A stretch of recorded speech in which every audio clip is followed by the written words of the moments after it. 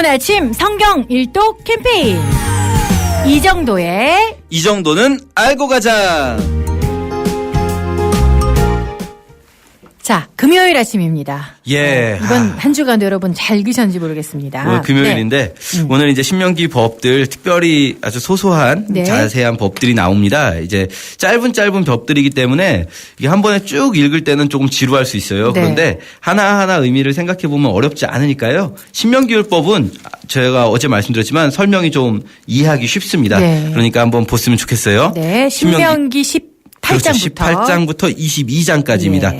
먼저 짧게 말씀드리면 18장은 레위인들에 대해서 레위인들은 자기 재산이 없지 않습니까? 소유가 금지되어 있어요. 아예. 그러니까 성전의 재물을 먹도록 합니다. 그리고 19장에서 도피성 규정이 있고요. 그리고 재판 규정이 있습니다. 재판할 때 증인은 항상 2명 이상 있어야 되고 또 동해보복법이라고 하죠. 눈에는 눈, 이에는 이. 요거 반드시 지켜라. 이런 것들은 전부 다 이 도피성 규정도 그렇고 무죄한 피를 흘리지 않게 해라. 이게 핵심입니다. 죄가 없는 자가 피를 흘리지 않도록 이 동해보복도 다 그런 겁니다. 이 죄가 없는 자가 피를 흘리지 않도록 경고를 주어라. 뭐 이런 거죠. 그리고 재판을 통해서 다른 자들이 다시는 이런 악을 행하지 않도록 해라. 뭐 이런 거고요. 신명기 20장에서는 전쟁하는 때의 법들. 그리고 21장에서는 뭐 소소한 법들 여러 개 나오는데요. 신원을 알 수 없는 살인당한 시체가 발견됐을 때 그 시신을 어떻게 이제 매장할 것인가. 그리고 또 전쟁 후에 여성 포로. 특별히 남성 포로는 뭐 노예지만 여성 포로가 인권이 더 심각하게 유린되지 않습니까? 전쟁 후에 여성 포로 어떻게 할 것인가.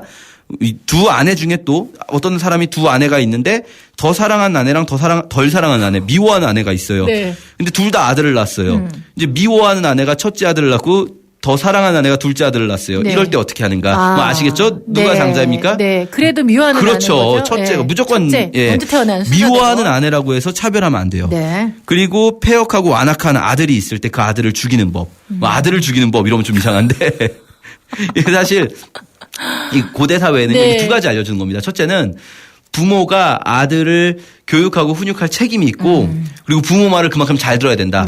부모 말 안 들으면 죽을 수도 있다. 그리고 두 번째는 뭐냐면 사실은 고대 사회에서는요. 이 법이 없을 때는요. 부모가 그냥 죽였을 거예요. 아이들은 또 이 여성들도 많이 소외된 이들이지만 아이들도 권력이 없는 자들이거든요. 그러니까 부모가 애를 뭐 이렇게 막 나쁜 부모들은 아이들을 죽였겠죠. 마음대로. 그런데 이 법은 뭘 알려주냐면요. 부모가 마음대로 죽이지 못한다. 반드시 성문 앞에 데리고 와서 장로들에게 재판을 받고 장로들의 판결에 따라서 처리해야 된다. 부모 마음대로 아이들을 죽일 수 없다는 거죠. 그리고 신명기 22장 넘어가면요. 뭐 분실물은 꼭 주인을 찾아줘라. 모르면 보관해라. 예, 또 소소한 규례들 많이 나옵니다. 막 여러 개 나오는데요. 뭐 지붕엔 난간을 꼭 만들어라. 미끄러서 떨어져서 죽지 않도록 뭐 이런 것들. 그리고 뭐 섞지 말아라. 뭐 이런 이야기 나오고요. 성범죄들 뭐 이런 거 나옵니다. 21장, 22장 다 보면요. 여성에 관한 것들이 많이 나옵니다. 전쟁 후에 여성 포로 어떻게 할 것인가. 이것도요. 남성 포로는 그냥 노예로 삼으면 되는데 여성 포로는 주로 이제 성노예 뭐 이런 말 지금도 있지 않습니까? 이쪽 중동 IS와 관련해서 여성 포로에 대해서는요. 둘 중에 하나를 하라고 해요. 네가 그를 어여삐 보아서 아내로 삼고 싶으면 완전히 네 아내로 삼도록 해라. 차별하지 말고 노예로 삼지 말고. 아내로 삼기 싫으면 내보내라. 돈을 받고 팔아도 안 된다. 노예로 팔아도 안 되고 그냥 자유민이 되도록 내보내라는 겁니다. 여성은. 남성 포로하고 다르죠. 여성을 보호하기 위한 겁니다. 그렇게 안 해놓으면 너무 그렇죠. 여성들은 완전히 인권이 유린당하는 상황이 오기 때문에 둘 중에 하나 아내로 삼고 싶으면 완전히 아내로 삼고 아내로 삼기 싫다면 팔지도 말고 그냥 자유민으로 내보내라. 이렇게 나오는 거죠. 자, 이제 18장부터 자세히 한번 보면요. 18장에 먼저 레위인들 에게 이제 명령이 주어지지 않습니까? 레위인들 재산 소유가 없으니까 성전 재물도 먹고 그런데 레위인들에게 명령하면서 이런 얘기를 합니다. 점쟁이나 기륭을 말하는 자 이런 것들 듣지 말아라. 그리고 레위인 너희들 그런 짓 하지 말아라. 이 말은요. 바꿔 말하면 레위인들이 그런 유혹을 느낄 수 있어요. 우리도 이렇게 좀 이렇게 신령한 분에게 기도받고 싶고 막 미래를 아는 것처럼 말하고 싶고 막 이런 유혹을 느낄 수 있어요. 레위인들 특별히 이 가나안 지역의 우상 숭배의 풍습이 그런 거였던 겁니다. 점쟁이나 기륭을 말하는 자가 그들 중에 있었던 거예요. 그러면 레위인도 거기에 물들 수 있는데 절대 그렇게 하지 말아라. 이렇게 됩니다. 막 마치 자기가 미래를 알고 해결해 줄 수 있는 것처럼. 그러면서 뭐라고 하냐면 이 말을 끝낼 때 모세가 15절에 이렇게 말합니다. 네 하나님 여호와께서 너희 가운데 내 형제 중에서 너를 위하여 나와 같은 선지자 하나를 일으키시리니 너희는 그의 말을 들어라. 이렇게 말합니다. 선지자들이 이제 앞으로 나올 거라는 거예요. 네. 선지자들이 나오는데 그 선지자들은 나와 같은 모세와 같은 선지자라는 거예요. 이게 무슨 말이냐면요.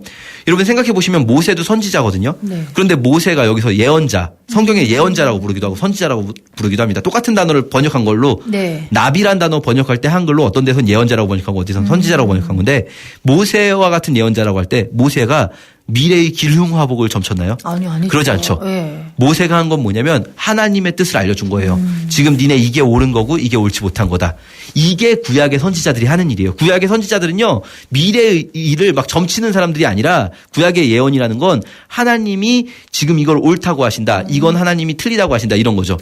말하다 보면 니네들 그렇게 안 하면 망할 거야. 이렇게 미래의 예언 같은 게 나옵니다. 네. 이거 망할 거야 는 예언이죠. 네. 하지만 제가 전에도 말씀드렸지만 이거는 점친 게 아니고요. 지금 빨리 돌이켜 회개하라는 말을 그렇죠. 강조한 거예요. 그래서 요나가 자기가 예언하면서도 알아요. 자기가 니네 회개 안 하면 망할 거야 하지만 망하지 않을 거란 걸 알아요. 얘네가 회개하면은 망하지 않겠구나. 그래서 말하기 싫어하죠. 네. 그러니까 절대 지금 우리도 그런 유혹이 있어요. 막 미래를 알았으면 좋겠다. 네. 막 내가 잘 가고 있는지. 그래서 뭐 기도 많이 하는 분한테 막 가서 기도 받고 싶기도 하고. 그렇죠. 기도 많이 하면 알려주실까요? 아니요. 내일 일을 알려주는 건 하나님의 방식이 아니에요. 내일 일은 내일이 염려하게 하고 오늘을 잘 사는 게 하나님의 방식이에요. 그래서요. 우리가 할 일은요. 내일을 염려하는 게 아니라 요 문맥에 이 마태복음하고 누가복음에 나오죠. 요 문맥에 갇혀 있는 게 뭐냐면 우리가 할 일은 내일 일을 염려하는 게 아니라 내일도 우리를 먹이시고 입히실 하나님을 신뢰하는 것. 아멘. 우리가 할 일은 네. 그겁니다. 그래서 이 말은 기본적으로는 점쟁이들 말 듣지 마라. 점쟁이처럼 하지 마라. 요 이야기인데요. 뭐 말하자면 그런 거죠. 우리 식으로 말하면 뭐 기도 받으러 가서 제가 기도 좀 해주세요. 창업할까요? 아니면 취업할까요? 기도해 주세요. 이러면 거기서 네. 막 기도하다가 창업이 하나님 뜻인 것 같아. 이렇게 나오는 게 아니에요. 이건 점쟁이고요. 그거 아니라는 거죠. 그게 아니고 어떻게 나오냐면 네. 모세와 같은 선지자는 하나님을 사랑하세요. 네. 이웃을 사랑하세요. 아, 그렇군요. 당신 지금 뭘 하든지. 그렇죠. 네. 창업해서 돈 벌면 이웃 사랑할 거예요? 그러면 아니 저 창업할지 취업할지 알려달라고요. 아니 그거 말고 돈 벌면 이웃 사랑할 거예요. 이게 모세와 같은 선지자예요. 그렇군요. 예, 아시겠죠? 자, 그런데 기본적으로는 이런 이야기지만 좀 더 깊이 보면 여기서 선지자 나와 같은 선지자가 단수로 돼 있어요. 그래서 한글 번역에 선지자 하나를 일으키시리니 예. 이렇게 되거든요. 요거 사도행전 3장 가서 베드로가 요 말씀을 인용해서 이분이 바로 예수님이다. 아. 요렇게 말합니다. 요거 좀 기억하고 갈게요. 예, 예. 요 말씀이 곳곳에서 나오거든요. 요한복음 1장에서 빌립도 모세가 율법에 기록한 사람이라고 하는데 그분이 예수다. 요거 얘기하는 겁니다. 예, 신명기. 자, 그리고 넘어가세요. 전쟁을 예방하는 법도 있어요. 전쟁을 예방하는 법 좀 재밌는데요. 네. 제사장이 나와서 선언해요. 먼저 전쟁하기 전에 두려워 마라. 하나님이 싸우신다. 선언하면 이제 책임자들이 말합니다. 집 지어놓고 아직 준공 못한 사람 돌아가라. 포도원 만들고 먹지 못한 사람 돌아가라. 약혼하고 결혼하지 못한 사람 돌아가라. 두려워하는 사람 돌아가라. 다 돌아가라고 그래. 돌려보내요. 네. 이거 뭐냐면요.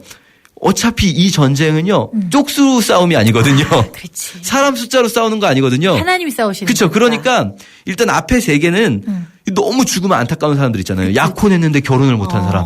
이런 사람들은 돌려보내는 거예요. 네. 지금 전사하면 하나님이 싸우시더라도 전사자는 생기거든요. 지금 전사하면 너무나 뭐 모든 생명이 아깝지만 너무 안타까운 사람들은 돌아가라. 그리고 두려워하는 사람 어차피 분위기만 흐리니까 돌아가라.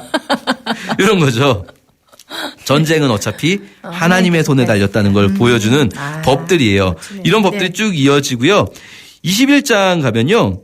이제 22장에서 네. 저희 성범죄에 대한 이야기, 요 이야기 아주 중요한데요. 네. 뭐 여러 가지가 있습니다. 먼저 22장 뒷부분에 나오는데요. 먼저 첫 번째는 아내가 결혼할 때 처녀가 아니었다고 주장하는 남편이 있을 수 있어요. 요러면 어떡하냐. 보통 고대 사회에서는요. 그냥 남편 마음이에요. 아내는. 쫓아내버리거나 그렇죠. 죽이거나. 여기 이렇게 나와요. 결혼하고 나서 마음이 자기가 그를 미워하게 돼서 그에게 들어간 후에 그를 미워하게 돼서 그를 비방하려고 누명 씌우는 거예요. 지금. 그럴 수 있죠. 그럴 네. 때 고대 사회에서는 그냥 죽이거든요. 아내를. 아니면 아내를 그냥 내쳐서 쫓아내버리거나. 그런데요. 누명인 거를 밝히도록 재판을 하게 해요. 재판을 해서 이 처녀인 것을 드러내는 표식을 밝혀지면 뭐 이제 첫날 밤에 그 이부자리를 보관하고 있어야 되는 거죠. 그러니까 이 여성 측의 가족은 첫날 밤에 이부자리를 보관해야 되는 겁니다. 네. 그래서 그게 밝혀지면 벌금 굉장히 세게 네. 은백색을 굉장히 센 벌금을 매겨요. 함부로 그런 말을 못하도록 하는 거죠. 이걸 바꿔 생각하면 그 시대에 그런 놈들이 많았구나. 그런 사람도 아니고 그런 놈들이 많았구나 하는 걸 알 수 있고요. 보관해야 돼. 예. 또 한편으로는 그 여성이 처녀가 정말 경우도 있을 수 있어요. 그럴 경우에는 혼전순결 굉장히 강조됩니다. 네. 혼전순결이 굉장히 강조되는 부분이 있고요. 그다음에 간음에 관한 게 있는데요. 이게 애매해요. 왜냐하면 간음일 수도 있고 강간일 수도 있잖아요. 그렇죠. 그렇죠. 네. 그래서 이렇게 규정이 있어요. 성 안에 있었던 일이면 여자가 소리를 지르지 않았다면 간음이에요. 그리고 그러네. 여자가 소리를 질렀다면 강간이고요. 예. 그리고 성 밖에 들에서 있었던 일이면 무조건 강간으로 처리해요. 왜냐하면 성 밖에선 이 여자가 소리를 질러도 들어줄 사람이 없었을 테니까. 예. 근데 이렇게 말해도 현대적인 입장에서 보면 아니 여자가 소리를 질러도 못 듣는 곳들이 많잖아요. 현대 사회는 예. 방음이 워낙 잘 돼서 네. 그렇게 생각하시면 안 되고요. 고대에는요 이 집들이요 이게 지금 고조선 시대거든요 우리나라로. 집에 창문도 없어요. 그냥 창문이 뚫려 있는 겁니다. 유리창이 아니라. 네. 소리가 어지간히만 크게 나도 옆집에서 다 들려요. 집들도 다 다닥다닥 붙어 있거든요. 그러니까 이게 이 성읍 안에서는 이 둘이 같이 공모한 게 아니라면 어지간히 반항해도 소리가 날 수밖에 없어요. 네. 그런데 소리가 아무도 모르게 일이 있었다. 그러면 이거는 간음이다. 그런데 이 법은요 사실은 간음을 재판하는 법이 아니라 뒤에도 나오지만 강간의 경우에예요. 그래서 남자는요 성 안에서 하건 성 밖에서 하건 무조건 사형. 남자는. 여성은 성 안에 있을 경우에 소리를 냈으면 강간으로 인정, 네. 성 밖이면 무조건 강간으로 인정. 네. 그러니까 여성을 보호하는 거죠. 무죄일 확률이 더 높죠, 여성은. 네. 왜 남자에게 더 가혹합니까? 남자 힘이 세니까. 그렇죠. 남성이 힘을 가진 네. 육신적 힘뿐 아니라 권력도 있기 그렇죠. 때문에 그 그런 시대가. 사회였기 때문에 성경은요. 항상 약자의 편이라는 거 기억해야 합니다. 네. 요즘에 미투 운동 많이 있는데요. 네. 성경은요. 미투 운동을 지지합니다. 성경은요. 힘을 가진 주로 남성들이 여성을 성적으로 억압하는 일에 대해서 고대나 지금이나요. 용납하지 않습니다. 이 신명기 20장에서는요. 그 남성이 누군지에 대해서는 한마디도 없어요. 그 남성이 뭐 권력이 있건 힘이 있건 돈이 있건 혹은 사회에서 중요한 위치에 있어서 그 남성이 뭐 사형당하면 이 사회가 공동체가 흔들리건 신경 쓰지 않아요. 그냥 무조건 사형이에요. 네. 무조건. 그러니까요. 지금이나 그때나 똑같은 말 하는 사람들이 있었을 거예요. 뭐 너한테 잘못한 건 잘못하신 거지만 그래도 이분이 타격받으면 우리 공동체가 흔들린다. 뭐 이런 소리 하는 사람들 그때나 지금이나 있었을 텐데요. 네. 이 법은요. 그런 거 신경 쓰지 않아요. 그냥 뭐 그런 말도 있죠. 뭐 그런 얘기도 했을 것 같아요. 네가 말한다고 누가 들어줄 것 같냐. 뭐 그때나 지금이나 똑같지 않겠습니까 사회. 네가 말한다고 누가 네 편 들어줄 것 같냐. 율법이 이 여성의 편을 들어주고 있습니다. 그래서요 성경 이 율법은요 언제나 약자의 편에 있다는 거 기억해야 합니다. 네. 예. 자, 오늘 신명기 18장부터 22장까지 말씀. 사실은 우리가 구약의 율법이나 법이 나올 때마다 참 어렵고 복잡하다고 생각했는데 딱 정말 그 안에 이렇게 이웃사랑이 깊이 그렇죠. 담겨져 있는지를 몰랐는데 그것과 하나님 사랑과 이웃사랑을 중심으로 해서 이렇게 보면 그리 보입니다. 어렵지 않게 그렇죠. 해석이 어렵지 되는 것 않아요. 같아요. 네. 저희가 사실 이게 이 법을 어렵다고 느끼는 이유 중에 중요한 것 중에 하나가 앞에서 약간 성막 짓고 이런 거에서 멘붕 온 다음에 뒤에는 이제 완전히 이거 보지도 않고 어려울 거야. 제대로 읽지도 않는 거죠. 그런데 잘 보시면 그렇게 네, 어렵지 않아요. 맞아요. 예, 이제 오늘 한번 잘 읽어봤으면 좋겠습니다. 네. 자, 우리 전사님 다음 주에 뵙겠습니다. 고맙습니다. 감사합니다.